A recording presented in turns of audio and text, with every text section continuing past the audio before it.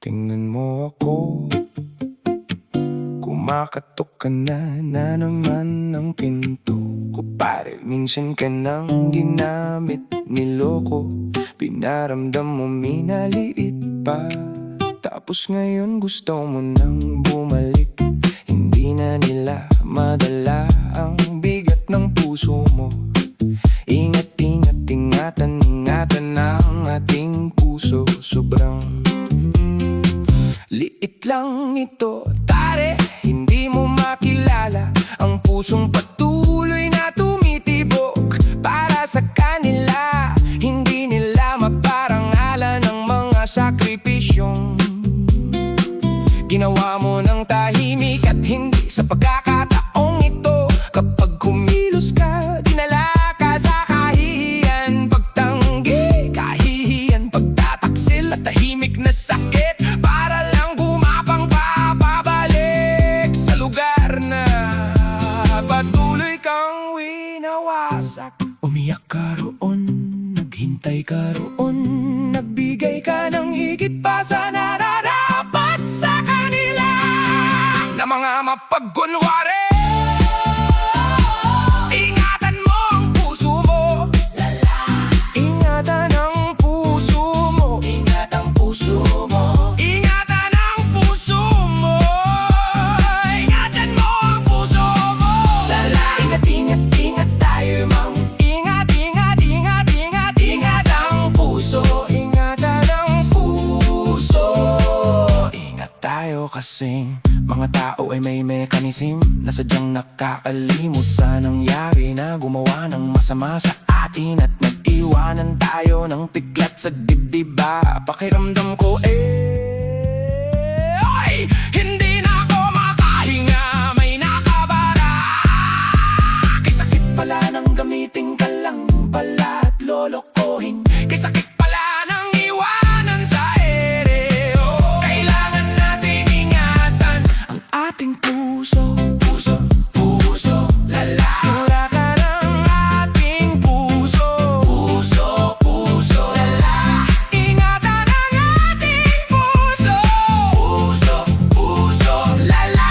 Ingatan ang ating puso, puso, puso, lala. Ingatan ang puso mo. Sinaktan ka ng husto nang iniwanan ka ng iwan ng peklat sa dibdib mo, tapos lumipas na ang lahat.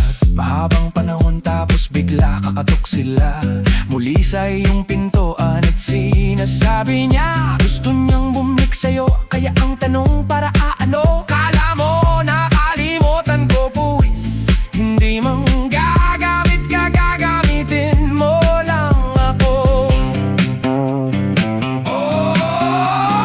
Gagamitin mo lang ang bulsa ko, kasi ubos ka na, wala ka nang mahututan. Gold digger ka, kasi manlulokos ka, mahilig ka mang paibig at mang paasa. Pag nakuha mo na ang gusto mo at ang loob, bigla pang napang-crap mo na, bigla ka na lang lalayas.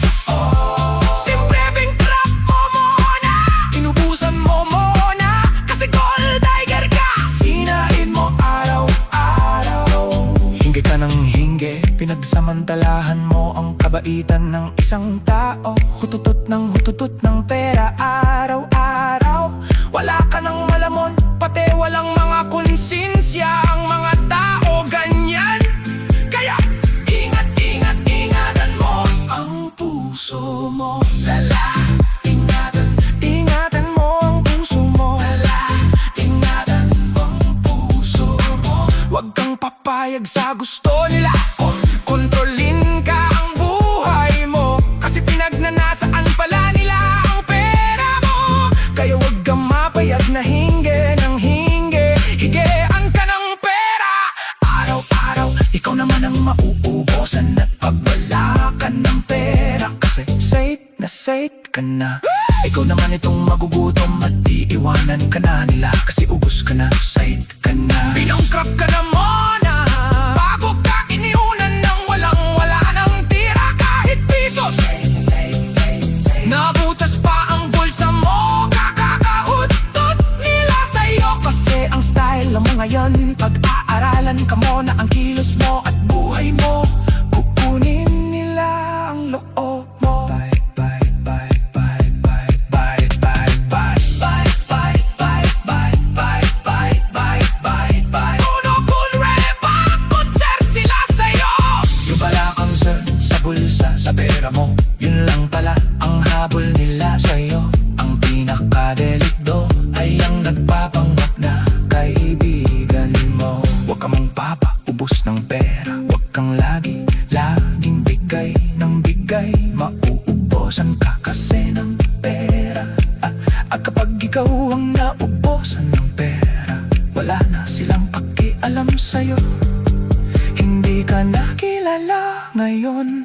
Kaya ingat, ingat, ingatan mo ang puso mo. Lala, ingat, ingat, ingatan mo ang puso mo. Lala, ingat, ingat, ingatan mo ang puso mo. Lala, ingat, ingat, ingatan mo ang puso mo. Lala, ingat, ingat, ingatan mo ang puso mo. Lala, ingat, ingatin mo ang puso mo. Lala, ingat, ingat, ingatan mo ang puso mo. Lala, ingat, ingat, ingatan mo ang puso mo.